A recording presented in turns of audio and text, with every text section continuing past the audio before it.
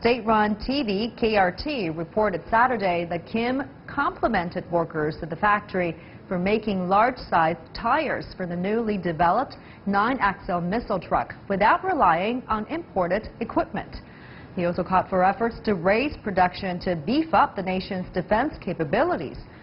Well, according to South Korea, the DPRK's missile launch on Wednesday flew 950 kilometers before landing in waters off Japan and has the potential capability of reaching Washington, D.C.